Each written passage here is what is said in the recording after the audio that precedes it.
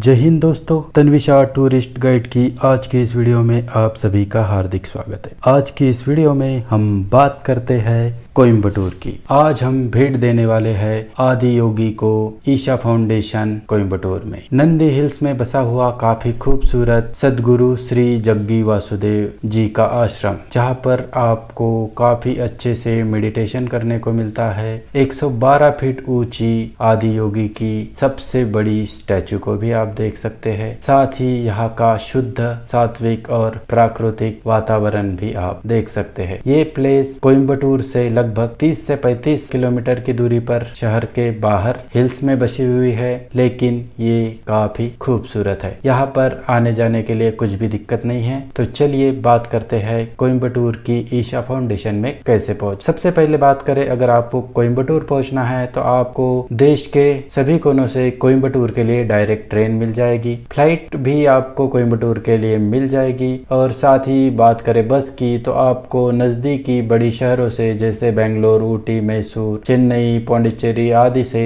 Direct बस मिल जाती है। मदुरई से भी आपको डायरेक्ट बस मिल जाती है। केरला से भी डायरेक्ट बसेस यहाँ के लिए चलती है। तो आप कोयम्बटूर में आसानी से पहुंच सकते हैं। अब बात करते हैं कोयम्बटूर शहर से आपको ईशा फाउंडेशन कैसे पहुंचना है। अगर आप चाहो तो प्राइवेट कार या टैक्सी के माध्यम से भी ईशा फाउंडेशन पहुंच सकते हैं। हमने ऊटी से कोयम्बटूर के लिए 2300 रुपए में कार बुक की थी। तो वैसे भी आप प्राइवेट कार हायर कर सकते हैं या फिर आप 14D बस भी ले सकते हैं जो 55 रुपए चार्ज करती है। उसके बाद में बात करते हैं अकोमोडेशन की। अगर रहने की बात करें तो कोयम्बटूर में आप शहर में भी रह सकते हैं, या फिर अगर आपको एक कुदरती एहसास के साथ काफी खूबसूरत से और शांत वातावरण में रहना पसंद है तो हम आपको सजेस्ट करेंगे कि आप ईशा फाउंडेशन में एक रात अवश्य रुकिए। आपको ऐसे लगेगा कि हमने बहुत ही कम समय के लिए स्टे किया है। आप एक रात से ज्यादा ही रुकने की कोशिश करेंगे। आपको यहाँ का वातावरण काफी पसंद आएगा। हमने यहाँ पर ईशा फाउंडेशन में स्टे किया था। उसके बाद में हमने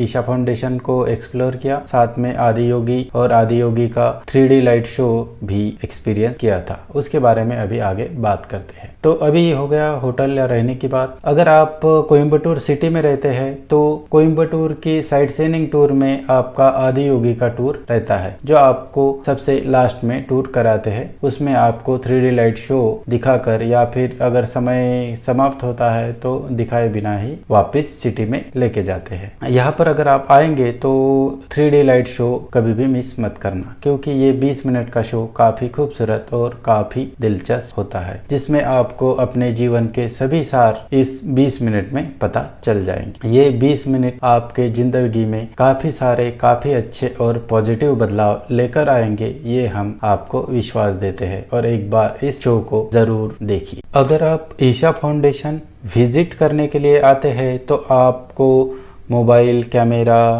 पर्स, इन किसी भी चीजों को कैरी करने की अनुमति नहीं दी जाती है। अगर आप ईशा फाउंडेशन में स्टे करते हैं तो आप अपने साथ मोबाइल फोन कैरी कर सकते हैं, लेकिन आपको ईशा फाउंडेशन के अंदर वीडियोग्राफी करने के लिए मना किया जाता है। ईशा फाउंडेशन के अंदर आपको वीडियोग्राफी करना अलाउड नहीं है। अगर आप विजिटर्स के रूप में आते हैं तो आप आदि योगी की तरफ वीडियो शूटिंग वगैरह सब कुछ कर सकते हैं। आदि योगी की तरफ आप कैमरा, मोबाइल इस्तेमाल कर सकते हैं, लेकिन ईशा फाउंडेशन के अंदर आप मोबाइल या कैमरे का इस्तेमाल नहीं कर सकते हैं। अभी आपको ईशा फाउंडेशन के अंदर क्या क्या है उसके बारे में बात करते हैं। ईशा फाउंडेशन के अंदर काफी अच्छे से रहने के लिए व्यवस्था की गई है, जिसकी तरफ जाते आते आप खूबसूरत से पीकॉक को देख सकते हैं। साथ ही यहाँ पर काफी अच्छे गार्डन बने हुए हैं। यहाँ पर आपको हर एक जगह पर लोग, देश विदेशों से आए हुए लोग आपको योगा ध्यान करते हुए दिखाई देंगे।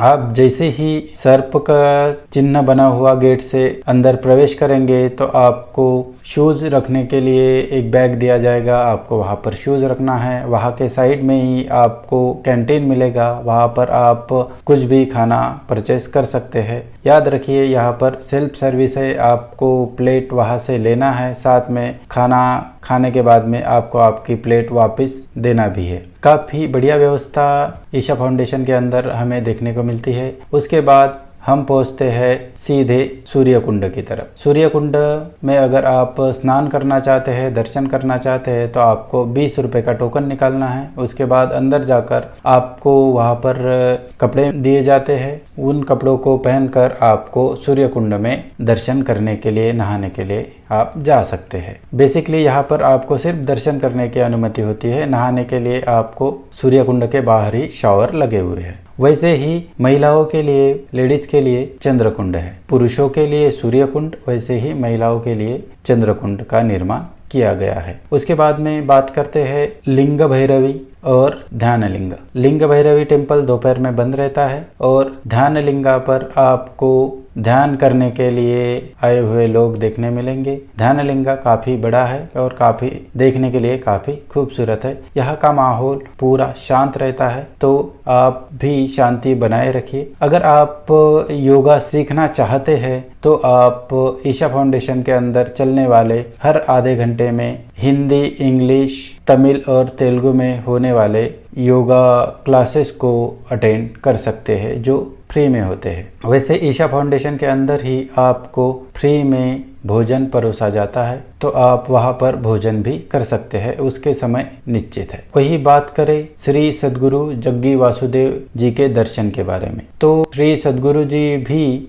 इसी आश्रम में रहते हैं, लेकिन ज्यादातर समय वो देश विदेशों में प्रचार प्रसार के कार्यक्रम के लिए या फिर किसी और कार्यक्रम के लिए व्यस्त रहते हैं, तो आश्रम में उनको देखना थोड़ा सा मुश्किल हो जाता है। जब भी कभी वो आश्रम में रहते हैं तो आपको देखने को मिल जाते हैं, उनके दर्शन आपको हो ही जाते हैं। अगर आप श्री सद्गुरु जी का दर्शन करना चाहते हैं तो आप ईशा फाउंडेशन का महाशिवरात्रि का प्रोग्राम भी ज्वाइन कर सकते हैं। महाशिवरात्रि के दिन श्री सद्गुरु आपको ईशा फाउंडेशन में ही आदि योगी के सामने अवश्य मिल ही जाते हैं, क्योंकि वहां पर उनका प्रोग्राम होता है। साथ ही आप ईशा फाउंडेशन के अंदर से रुद्राक्ष की माला और बाकी भी पूजा के साहित्य सामान और बाकी घरेलू इस्तेमाल के लिए लगने वाली चीजें भी यहाँ की शॉप से परचेस कर सकते हैं। यहाँ पे बुक्स भी काफी अच्छे हैं, तो आप अपने इच्छा के अनुसार आपको जो चीज चाहिए उनको परचेस कर सकते हैं। अगर आप ईशा फाउंडेशन के अंदर में स्टे करते हैं तो आपको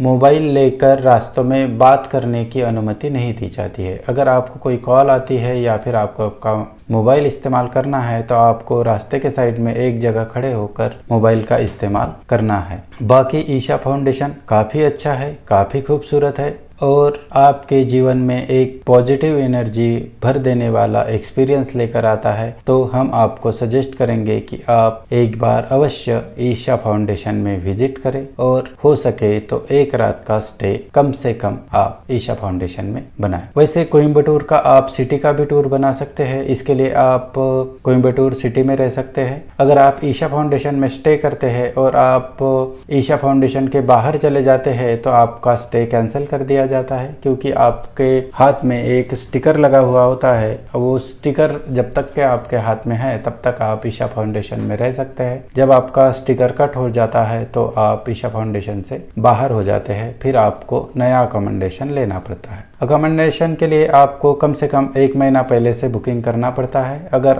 कोई फेस्टिवल है या कोई सीजन है या कोई प्रोग्राम है तो आपको स्टे मिलना थोड़ा मुश्किल हो जाता है, उसके लिए और पहले से ही आपको बुकिंग करना जरूरी होता है। अगर आप कोयम्बटूर सिटी का टूर करना चाहते हैं तो आप एक रात सिटी में भी रह सकते हैं, तो आप एक दिन का कोयम्बटूर सिटी का भी और नज़दीकी काफ़ी खूबसूरत प्लेसेस का भी टूर कर सकते हैं। वैसे हमने ऊटी से कोयम्बटूर के लिए प्रस्थान किया था। अगर आप चाहो तो आप कोयम्बटूर से मदुरई, रामेश्वरम, कोडाईकनाल, ऊटी, मैसूर आदि की तरफ का भी टूर बना सकते हैं। आप अपने हिसाब से कोयम्बटूर से टूर कर सकते हैं। अगर अधिक जानकारी चाहिए या कुछ जानकारी चाहिए तो आप हमें कमेंट कर सकते हैं। अगर आपने चैनल को अभी तक सब्सक्राइब नहीं किया तो प्लीज चैनल को सब्सक्राइब करें, वीडियो को लाइक करें, कमेंट करें, शेयर करें। आशा करते हैं आज की वीडियो आपको पसंद आई होगी और आप आदि योगी अवश्य विजिट करेंगे। मिलते हैं अगली वीडियो में।